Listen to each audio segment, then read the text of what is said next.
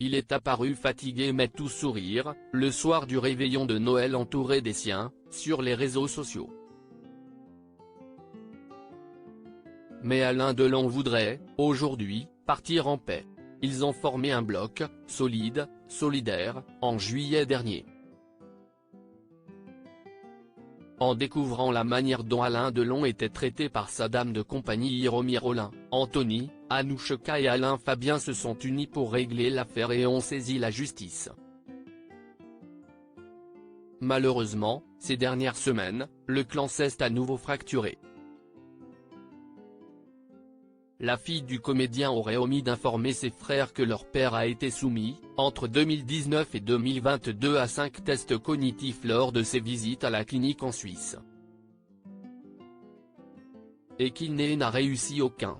Les résultats de ces tests démontreraient une dégradation cognitive qui place Alain Delon en position de faiblesse psychologique et donc de vulnérabilité, assure Anthony Delon dans les colonnes du magazine Paris Match.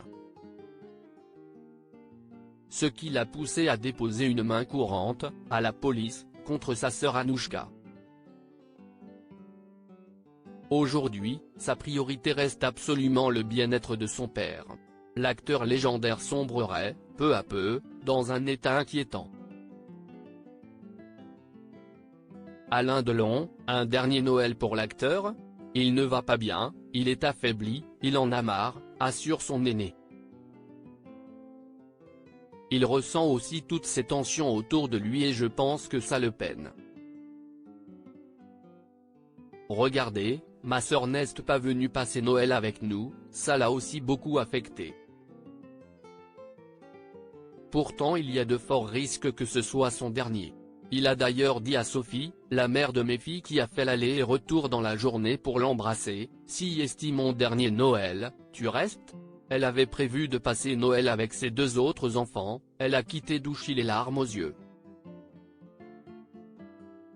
Alain Delon ne supporte plus la situation. Alain Delon était effectivement entouré par Alain Fabien Delon, Anthony Delon ainsi que Lou et Liv le soir du réveillon du 24 décembre 2023. Le comédien vit désormais avec son plus jeune fils et reçoit des visites de son aîné en moyenne 2 fois par semaine. Pour Anouchka, qui vit en Suisse, à 5 heures de voiture, les trajets sont plus contraignantes. La seule chose qu'Alain Delon aurait demandé si est de pouvoir finir ses jours dans sa maison, à Douchy. Il ne supporte plus de se voir comme ça, diminué. Il parle peu, ça le fatigue ou bien ça l'énerve quand on le fait répéter, car sa voix n'est plus toujours placée, je veux dire audible, assure Anthony Delon. Il ne veut plus bouger. D'ailleurs, selon le médecin, il n'est pas transportable.